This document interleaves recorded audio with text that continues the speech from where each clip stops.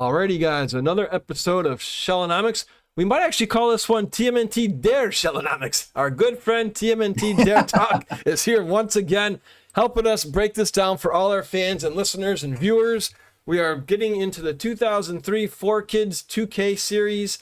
We're in season 2 right now, so let's just do a quick recap. How awesome was season 1's season finale? Like you said in the last episode, Christian, we actually get season finales here.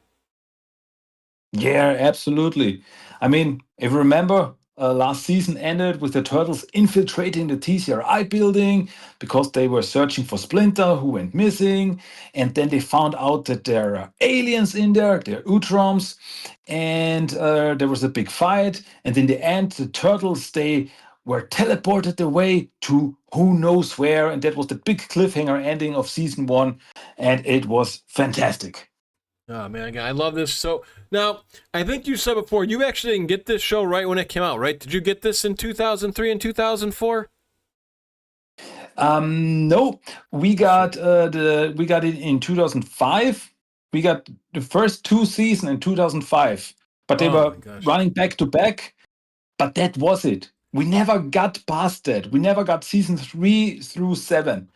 It ended with season 2, and I'm still so sad about it. We got no DVDs, we got nothing out of this show. I mean, we had merchandising, we had action figures and stuff, but over here in Germany and Austria, that was it. 2 seasons, the end of it. It's so sad. Yeah, because even the third game that they came out with, the Nightmare, I think it was called Mutant Nightmare or something from the 2K3 series. Even that, you're like, wait a second, I don't remember these episodes. So. Oh my gosh. Yeah. We got the games. I played the third game. And I knew about the other seasons, but if you're like only saw the German version, you have no idea what's going on there. It's crazy. Oh my gosh. Now, this came out in, 2003, 2004. For me, I was just getting out of high school. The Technodrome forum was pretty much like the only place I was able to talk Turtles. Did you talk to anybody about this Turtle show during the run, even though you didn't get them until 2005? Did you have any Turtle friends you were networking with 20-ish years ago? Yeah, if I remember, we had online, we had forums. I think the Technodrome forum was already there back then, and we had mailing lists where I connected with other Turtle fans, and we talked about the stuff. And yeah, I even talked about this show to my friends in school back then, and I thought, hey, this is the best TMT show ever. You should check it out. And like, yeah. I was the same way. In the recap of our last show, I showed that VHS tape to about 4 or 5 of my friends and cousins, just like how hyped I was for that first episode. Things changed. But if you guys want to check that one out, it's already up on YouTube and Spotify. We're going to break down season 2 for you guys. And Christian, our good friend, take it away with Turtles in Space, a crazy 5-part miniseries. Oh, dude, Turtles in Space. Yeah. I mean, this season has some really big parters, like 3-4 parters, but Turtles in Space is a 5-parter, and which is a very good adaptation of the Turtles in Space arc from the Mirage comics. As I said, we left the Turtles, they were transported away to space, and here we find out that they landed on a planet, they were teleported to the planet, the Hunib, and the first episode was called The Fugitoid, and that's the character we meet there. We meet the Fugitoid, aka Professor Honeycutt, and he's a scientist whose mind got fused into a robotic body, and yeah, that's a character straight from the Mirage comics. And the Turtles land in this battle between fractions in this whole story between the Human Federation with General Blank, and on the other side we have the Triceratons who later come in, and everybody's after the Fugitoid, and the Turtles, they land in the middle of this fight, and well, the good guys they try to help him. Which leads to the second episode called The Trouble with Triceratons, where, well, the Triceratons appear and they are after the Fugitoid. They actually get him. They escape, and they escape the planet, and they take the Turtles, unfortunately, take the Turtles with them, which leads us into the third episode, the big house, where the turtles who befriended the Fugitoid land in a prison. The episode is called The Big House. They land in a Triceraton prison and they are captured there. And the Triceratons, they say, hey, Fugitoid Professor Honeycutt, you will build a transmat for us so we can use it against our enemies, who are the Human Federation. But the Fugitoid is like, no, I don't want to build a war machine. And so the turtles, they get thrown into into the arena, which is the name of the fourth episode. And there the turtles have to fight for their lives against giant monsters and other gladiators. And that's where we meet like there are good Triceratons even. One of them is called Traximus, who helps the turtles to escape from there, which then goes into the finale of this fourth parter called Triceraton Wars, where the turtles finally, in the middle, they try to get back to Earth. They are able to escape with the Fugitoid, and they're caught now between these fractions, between, the General Blank appears again, and there's the big fight between the Triceratons and the humans, and the turtles are in the middle of this, and they just try to escape, and they try to get out of there with the Fugitoid building a transmat, but it doesn't work. And it looks game over for the turtles, but in the last minute, the turtles, they get teleported out, they're zapped, and suddenly they disappear together with the Fugitoid. And that's where this gigantic five-part story ends. And I think I got everything. Nice job in one breath. Now, how hyped were you for this as a huge Ninja Turtle fan? We didn't get the Triceratons. Well, we had the Triceratons in one episode with Donatello. We had them on the cover of the third video game for Nintendo, and for some reason, they weren't a part of that video game at all, which was always a really bummer for me. And then, same thing with Fugitoid. He was in the third video game for Nintendo, but he was nowhere to be found in the original cartoon. How excited for you to just see the Triceratons and Fugitoids in a lot more, and they're in a lot of episodes too, obviously, in this show. Yeah, I mean, that's what we meant when we said these episodes, this show is so much closer to the original cartoon because the Triceratons and the Fugitoid, they're such a big part of the story. And I was so happy to they finally get they get the presence that they deserve, to finally get in there. And as I said, this is an adaptation of a storyline from the Mirage comics, and it's a really close one to that. And yeah, as I said, I was really happy that finally Fugitoid in animated form, we've never seen it. I mean, he had an action figure back in the 90s, but that's it. We never got him on the show or anything. And now finally he's there. He's like in mainstream now, and that was really a good thing. Oh, absolutely, absolutely. Now we go from one miniseries to another crazy miniseries. These are something that, again, I wish I had in the original cartoon. I think we talked earlier, Christian, maybe one or two miniseries in the older show, if you count the first five-parter, The Incredible Shrinky Turtles, Aya Sarnoff, and then near the end of the season's run with Krang, Shredder, and Lord Drag, we had that like three-parter. But here we get another one here with Secret Origins.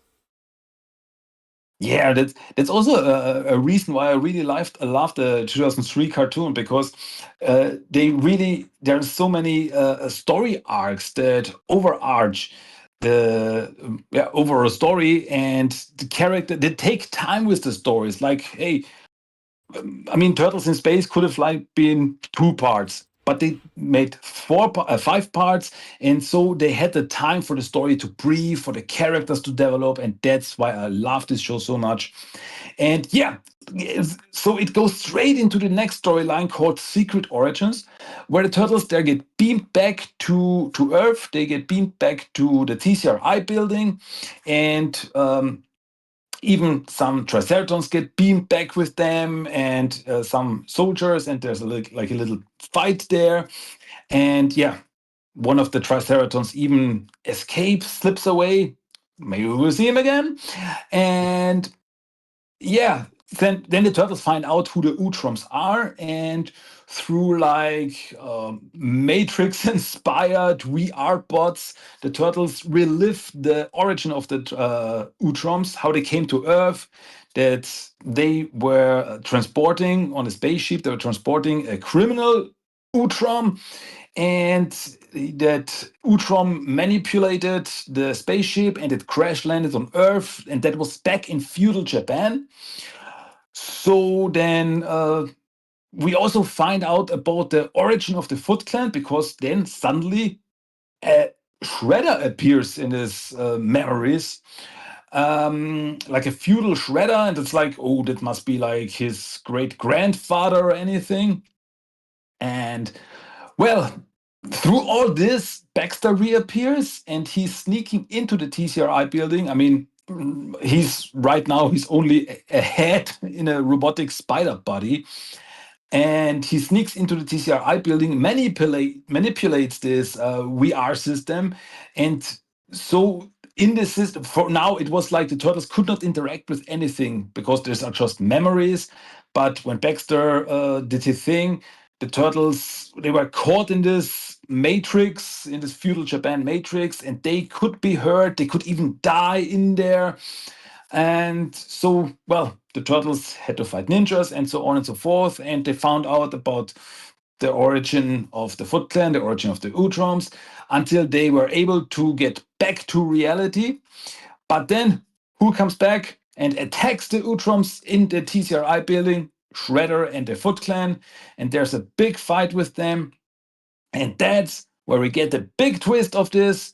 The big twist, the shocker that, well, I wasn't sure about back then. Like, okay, is this real now? Because we find out that Shredder, Orokusaki, is actually an Utrom. He is actually an Utrom called Jarrell, and he was the bad guy, the criminal that was transported by the Utroms back then, who caused a crash landing. And well, the turtles, they fight him, and in the end, the Utroms, they are able to destroy the TCRI building. It implodes with Shredder in it. But the turtles and the Utroms escape. So for now, everything's fine, and that's the end of this big, I gotta say, 8-part, because Turtles in Space goes straight into Secret Origins. It's such a big story, and it's so much going on. It's amazing. I love it. Yeah, this is just, again, you get chills hearing the voice actor of Shredder again. It's like, oh my god. Now, what are your overall thoughts on Shredder as an Utrom? Which story, I guess, origin do you, if you have one you prefer? Me, I actually enjoy the variety. I think it's kind of cool, but I'm curious what your take is on Shredder as an Utrom. Um, I think it's fine. It really works for this show. I mean, it's cool that this show, who based so much of its stories on the original comics, and for someone who knows the original comics, it can still surprise you with stuff like this. Like, oh, that I didn't see coming, and that this is such a good mix in this show from old and new, and it works together so fine. I think it's really an interesting take on the Shredder. I mean, it makes sense because if you remember back in Return to New York when Shredder was Yeah. beheaded, but then he just walked out, no problemo, and everybody was thinking like, "What's going on? How can this be possible?" But now we know because it was just a robotic body, and it's it's an interesting take. It's a new take, and it's it really works for the show because it brings together the whole ninjas and utroms and alien stuff. It brings all this together so much closer, because in the original Mirage comics, the utroms, they had nothing to do with Shredder, the Foot Clan. They were separate things, but here we have like this big connected world. And as I said, for this show, it works totally fine. I agree all the way. Again, right, the kickoff scene. I mean, usually sometimes shows digress when you get to the next season. This one is going up, up, up. It's like you get, and again, Oh this yeah. was released every Saturday for us in the States. I'm like, I can't wait for the next one. Let's bring it on. And here we go with Reflections. Yeah, Reflection is, well, actually the first and only clip show of this series, because the turtles, after everything they went through, they go to Northampton for some relaxation with Splinter, Casey, April, and well, they talk about everything they've been through so far, how everything they found out about the Shredder, about the world. And well, we all get these clips from past adventures, but one thing that's very interesting is that in the end, the turtles are like, okay, Shredder did so much evil stuff, but if it wasn't for him, we wouldn't be here. Because if the Utroms didn't crash land on Earth, there would be no mutagen on Earth, because then the turtles would not have been mutated and they wouldn't have been there to stop Shredder in the end. So it's all connected, and that's really something that like blows your mind. It makes total sense. It's cool. Yeah. Much better than our next mutation clip shows for sure. By Oh far. yeah. By far. And then coming up next, the Ultimate Ninja. Yeah, Ultimate Ninja is like this episode. It feels like a prequel story to something much bigger, because there's this mysterious ninja that appears in New York who challenges Leonardo to a duel, because he was the one that, well, back then defeated Shredder, because Shredder was the biggest fighter on Earth, apparently, and Leonardo defeated him. So now he challenges the current biggest fighter, and well, it's there's really a lot of action in this episode. Leonardo versus the Ultimate Ninja, and the big thing here is that there are some rules to this fight, like tournament rules, and the other turtles like, we have to help Leonardo, and Splinter's like, no, we have to play by the rules, and he knows what's going on. He knows uh, why these tournament rules are, well, in place here. He knows something. He's like, I will tell you about it later. Well, but in the end, Leonardo is able to defeat the Ultimate Ninja, and then his father, the Ultimate Daimyo, comes in, and well, he's like, Splinter, I know you, and the turtles are like, what's going on? Why does he know him? But yeah, that's a story for another time. Oh yeah, exactly. And what I like is just I know in the original show Splinter did have a lot of dialogue, but he is just used so much in this series, and it's just awesome. In the old show, it's like, oh, he's gonna fight the Rat King, oh, he's gonna fight a Rokusaki. In this one, he is so much more involved, and I just really love that from start to finish. He is just a huge, just I just love Splinter in the show so much. How about you? Oh, absolutely. Because you really get this. I mean, in the original cartoon, he was like this wise old master who always had an idea or a plan or anything. But here, he's also the wise old master, but he can kick butt. He really, when it's needed, he gets into the action. He's there for his sons. He's fighting alongside with them, and he's much more in the action. And well, when he fights, it's always fantastic and awesome. I agree all the way. And now we're already getting a couple characters coming back. I thought this one was pretty good. The Return of Nano. Yeah, and well, as the title suggests, it's the return of Nano, the little robot guy from season one. Some of the nanobots survived. He gets back, he rebuilds himself, and he's got a new idea. He wants a family, so he breaks Harry, his like father, out of prison, and then he kidnaps the scientist lady from the laboratory where he was created, and he's like, you're my father, you're my mother, and we're one big family now. But well, that doesn't really work out, and well, he gets angry and he builds himself a gigantic robotic body, and well, the turtles have to fight him. And in the middle of all this, there's like not really date between Casey and April. So they're getting closer. That's also like a B story there.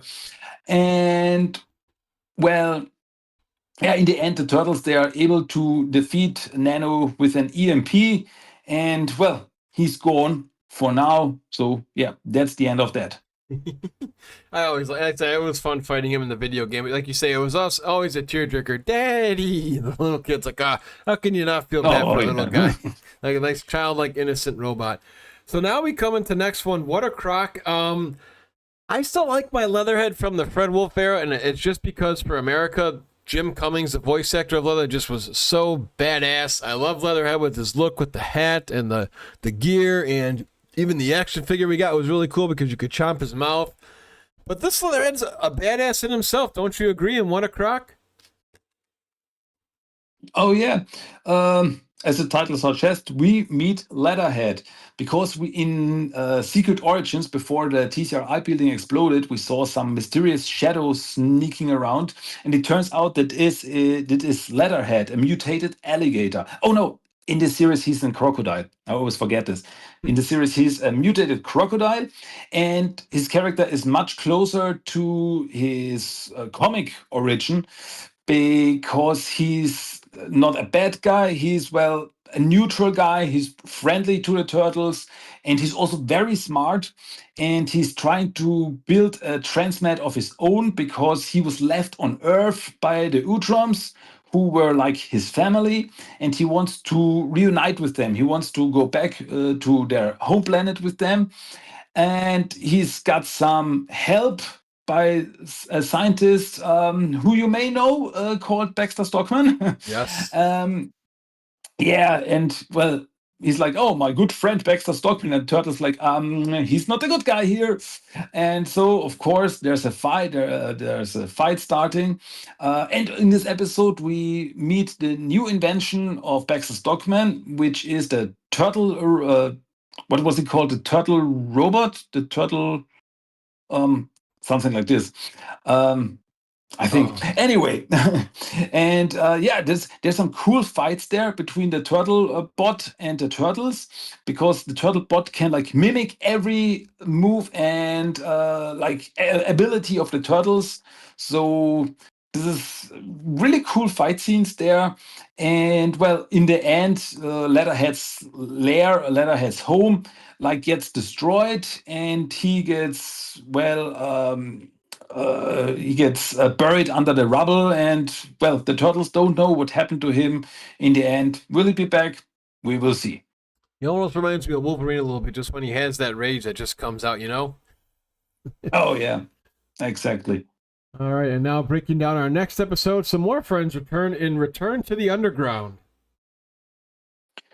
Well, in this episode, Donatello is finally able to find a cure for the humans turned monsters in the underground city from back in season 1.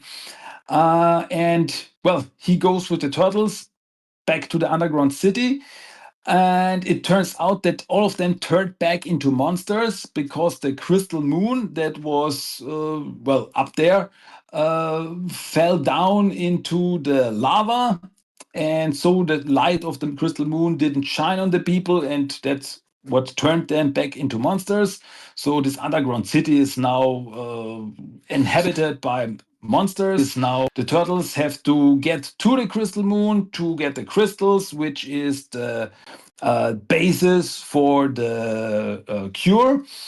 And all the while fighting monsters. Well, in the end, the turtles succeed and they can cure all the people, or the poor people, and they are able to go back up into the real world, and which is a very nice ending to that storyline. And yeah, I like that. No, same here. I just really, like we say, it just everything so far makes sense. You're not really confused, you know. In a lot of stories, whether it's Turtles or any show you watch, and like, wait, what did I watch? Where's the logic at? And so far, everything has made sense for the most part. And now here we go. I'm real excited to do hopefully some comic book issue episodes with our good friend Christian, because he's got me into reading the OG comics. We're in the Peter Laird B&W collection, and oh my goodness, this just makes these 3 episodes so much more special now that I've actually read City at War. So feel free to take all the time you need to cover this massive, massive 3-part miniseries. Yeah, Fit at War, one of the most epic TMT stories ever, gets its 2003 version here, where we find out that all of these fractions in New York are now fighting for dominance. Now that Shredder is gone, the underground is fighting. Who will come out of it? We have on one hand, we have the Foot Clan, we have the Purple Dragons, we have the Mob, who is working together with Baxter Stockman, and it's madness out there. And well, we also get like a fight between Raph and Leo there, because Leo thinks this is our fault. We defeated Shredder. Now the city is in chaos. The city is at war. We have to help them. And Raph is like, this is not our fight. We don't have to do this. Until then, a new character comes in straight from Japan. We meet Karai. And it turns out Karai is Shredder's adopted daughter, who came to New York to stop this war.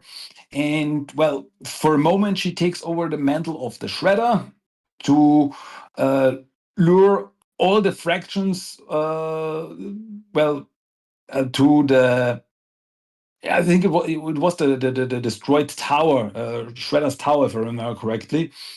And there we have like the big final fight. And well, in the end, the bad guys are defeated. Karai takes control of the Foot Clan, and so the war is over. And Karai promised the Turtles that because they helped her to stop this, that they have a truce now. The Foot Clan will not be a problem for them anymore for now. And so for now, the war is over. And well, we have a new player in there, Karai, who is. This is also her animated debut, because she was never a character in the original cartoon show. So once again, fantastic to see her in animated form. Such a big character, such an important character, and yeah, a good adaptation. I gotta say, good adaptation. I'm gonna pick your brain for a minute, just because we are diehard turtle fans. We're gonna have a little fantasy warfare on my Twitch channel. I do fantasy wrestling with custom characters, so let's just do a one-on-one matchup. Lotus Blossom versus Karai. Who wins? Ooh, that's a toughie. Um, but yeah, I gotta be on Karai's side. I think she's the stronger one in this fight. Lotus Blossom is cool. Lotus Blossom is a good fighter, but I think Karai comes out on top of this. I think that's how it would work too. I think it would kind of be like a horse race where Lotus Blossom catches Karai off guard, and then Karai's like, okay, no more playing around, time to end this, and she just goes all out, and Lotus can't keep countering everything. But that would be a really cool, that'd be a dream matchup for the Turtles. Maybe it'll happen in the IDW universe someday, or Saturday Morning Adventures. Who knows? Yeah. They always like to play stuff around with these turtle multiverses. Who knows what's possible? Yeah. Now here we go to probably one of the more random names of an episode, Junklantis. Yeah, in this episode, Donatello and Michelangelo, they test the turtle submarine, and they go down into the ocean, where they find Junklantis. And well, this is the new home of the Garbage Man, another comeback character from season 1. And well, Mikey and Donnie, they get caught there because the Garbage Man is with his technology. He's attacking ships, destroying ships to well get more garbage to rebuild his empire under the sea. Well, in the end, the Turtles, Donnie and Mikey, are able to stop him. And well, apparently, in the end, he falls down into like this undersea chasm to be never seen again. Apparently, he drowns. Like a little, not really a spoiler, but he should have reappeared later, but that episode was never made. So yeah, that's the end of him. That's the canon ending of the Garbage Man. Poor guy, poor guy. Yeah, but again, it's not even like even these episodes. I guess maybe you can call them filler, but don't you still love just even these episodes, whether or not? I guess what's the word they call it? Canon. Yeah, you can say that these are like filler episodes. Okay, okay. It doesn't contribute that much to the overall story, but for me, this is world building. It makes the world more interesting. It makes the world bigger. If there are more characters in there, and like they can come back, like we saw now with Nano and with the monsters from the underground. That was like a season ago, but they pick up the storylines again and they continue from there on. So hey, for me, all of this like works together. I have nothing bad to say about the 2003 cartoon because it's all part of the same world. It builds on one another, and even these episodes that like, okay, if I'm missing like the Chunklantis episode, I'm not missing much of the overall story of the main story, but I'm still having fun because it's an entertaining episode, and it's cool. It's fine. Yep, no, I agree the same way. And now I go into just another cool. I don't know if this was ever in a comic, but I thought this was great, especially for Casey Jones fans in the Golden Puck. Well, this episode is not really based on a comic, but there was a comic that was kind of like it. It's like loosely based on a comic where Casey and the Turtles tried to get. Back then, it was like a golden cow that was stolen to get it back. But here we have like the golden buck, which is like this trophy from this what was the sports called, slam hockey extreme, Yeah, something like Super this. Slam Hockey, correct. Yep, Super Slam Oh Hockey. yeah, right. Yeah, and some bad guys, like a gang of like this cowboy bad guys, they steal it, and Casey and the Turtles try to get it back, and they fight the bad guys, and well, that's pretty much it. They get it back from them, they defeat the bad guys, and well, everything turns out fine in the end, I gotta say. Oh, exactly. And now we're getting into some more craziness. This is these are just really cool surprise. If you guys are just for some reason tuning in, you skipped the beginning of this. Christian did tip you off that somebody may come back, and here we go with Rogue in the House. Yeah, Rogue in the House is a two-parter, which, in my opinion, could have really worked as a season finale here. And in this episode, we get Shredder is back again. You can't keep the guy down, even if he explodes. He will find a way to come back. I mean, the way he comes back is even like based on the classic comics because they use like these mysterious worms to rebuild his body, which was something that happened in the original comics.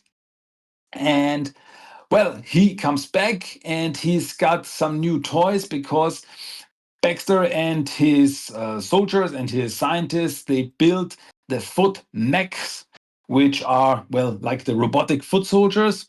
And they even get like this Splinter mech that looks like Splinter, and it detects the turtles in the sewers. And in the sewers, the turtles meet a new guy, a Triceratron called Zorg, who was the Triceratron that slipped away earlier in the earlier episodes, and he landed in the sewer, and he's got a big problem because he's, well, a little bit crazy because he can't breathe in our atmosphere. The Triceratons, they have other atmosphere on the planet, so he's a little loony, and he thinks that the turtles are like soldiers like him, and he works together with the turtles. He's not an In this state, he's not an enemy of the turtles. He's working together with the turtles, and well, the turtles find out that Shredder has a new headquarter on this big ship, and Turtles and Zog, they sneak onto this ship, and there's the, well, once again, a big fight with the robotic foot soldiers, which was crazy. And then Shredder comes in and he's fighting, and there's this big fight between Zog, a gigantic Triceratron, and Shredder, and they're like, they see each other eye to eye. It's really great. And well, in the end, Sock even sacrifices himself, which is really, really sad. I gotta say, I like the guy. But we find out in the end that Shredder once again survived, and he will come back to fight another day. I agree. I thought it was cool seeing a Triceratops and Shredder go away. It's like, what? I was like, oh man, here we go. It is on. It is on. They just again, this show really does no wrong. And now we go into another cool episode, April's Artifact. Yeah, in this episode, April finds an old artifact, which is like this puzzle cube, and it turns out that this is actually something that was left behind by her uncle August, who disappeared years ago, and nobody knows where he went to. He was like this Indiana Jones guy, this adventurer guy. And well, he disappeared, and April finds this artifact, this cube, and this actually teleports the turtles into another dimension, into another world, like this jungle world, where giant wasps are the dominant species. They are attacking the turtles, and the turtles and April have to work together to get to this temple, because they find out that Uncle August was actually living in this world. He was transported to this world. That's where he disappeared to. And apparently he went to like this temple building, which is now run over by these wasps. And the turtles go there, and they have to fight all these wasps and the giant wasp queen. And it turns out that Uncle August was actually there, and he was trying to get back to Earth, but he wasn't able to like put in the right coordinates in the teleporter that's standing there, and so he was transported somewhere else. But April and the turtles, they are able to put in the right coordinates, and they are able to get teleported back to Earth. And well, but April promises that she will find Uncle August, she will bring him back, and this is a storyline that comes back later. That's what I mean. It's all connected. It all they not only like, okay, like in the classic cartoon, we had some episodes in the classic cartoon where like, yeah, we will find a way, like the Muckman episode, we will find a way to turn you back, and we never see them again. No, these stories really come back. They pick them up later. And one of my favorite scenes in this episode is when the giant wasp queen, like a callback to Aliens, when April is like fending off the giant wasp queen and say, "Get away from my friends, you witch," which is like a quote from Aliens, more or less. And yeah, it's cool to see April in action. She's really great in this episode. Yeah, they just do every character justice, and the word justice is in our next episode here, Return of the Justice Force, and just even cool stuff here. Again, being a comic book fan, it's another great episode here. Yeah. Once again, this episode is a straight up adaptation of a comic from the Mirage Studios, and there the turtles meet the Justice Force, which are real superheroes. I mean, we already know the superheroes exist in this world, like we've met the Silver Sentry, and now we've met this group of superheroes called the Justice Force, who were heroes like years ago. Now they are all elderly men, and they have to, well, get back to fighting because a bad guy reappears. And once again, as I said before, this is an adaptation of the comic, and I know the comic, and still this story surprises me, because in the original comic it turned out that the bad guy was well, the real bad guy, Dr. Dome, who's like this guy who can control this robots, these little robots.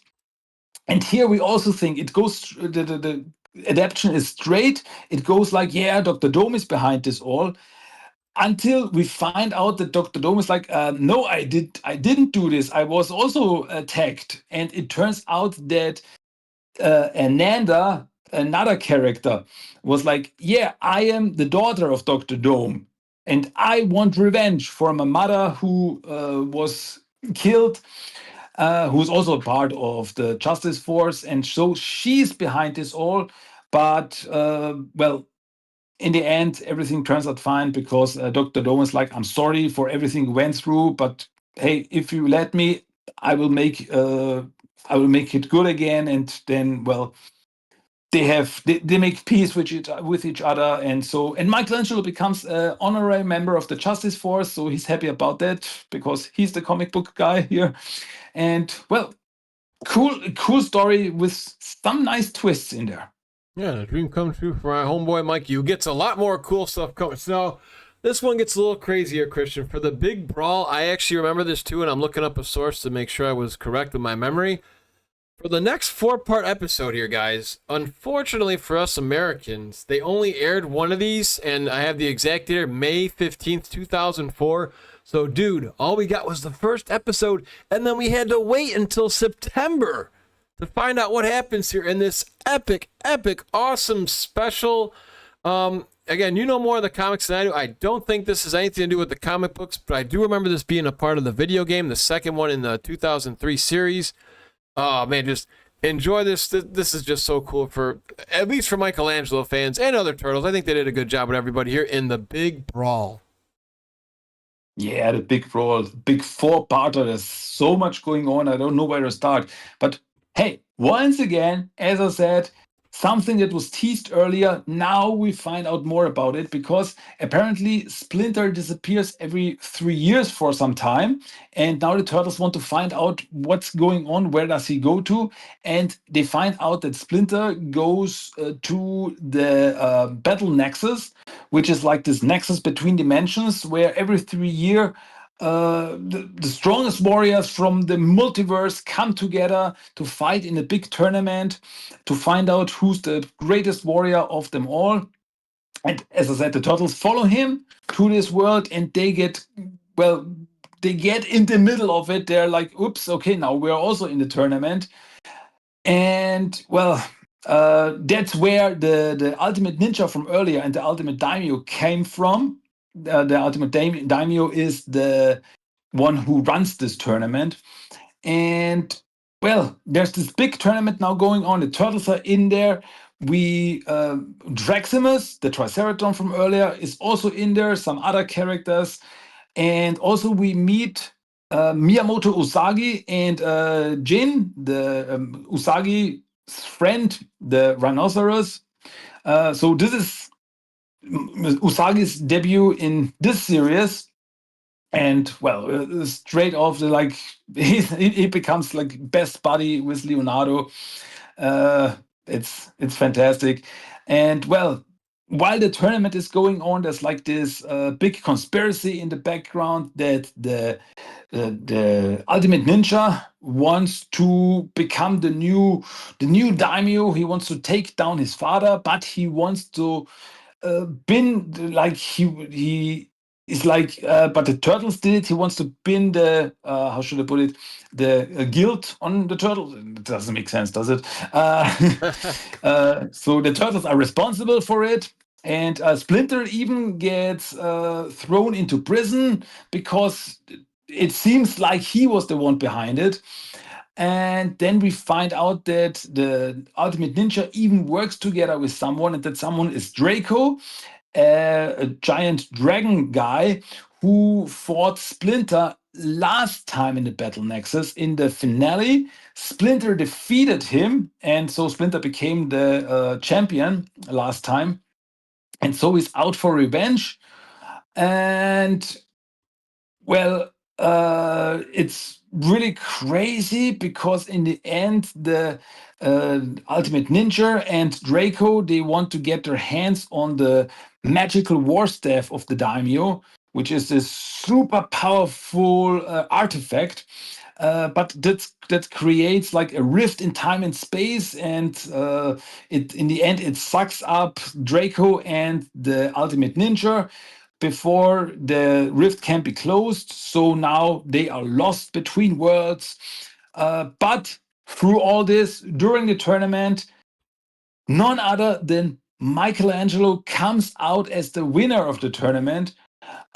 He becomes the Battle Nexus champion, and which drives Raphael crazy because Mikey was actually during the tournament he was fighting Raphael, and he was able to defeat him because he was taunting him. So that Raphael goes crazy and defeat him with his own strength. So well, Mikey was actually pretty smart there. And well, Mikey is the new Battle Nexus champion. Turtles go back to Earth. Everything is fine until we see that out in space, a Triceratops fleet has appeared over Earth because they found out that the Fugitoid and the Turtles, they were teleported to this planet and they are getting ready for invasion of Earth. And that's the cliffhanger ending of season 2. And as I mentioned before, that was the ending of the whole show for us over here in Germany and Austria, because we didn't get seasons 3 through 7, and it's horrible. There's such a cliffhanger ending. Oh my God, the Triceratops is gonna invade Earth. This is it. Yeah, that's everything.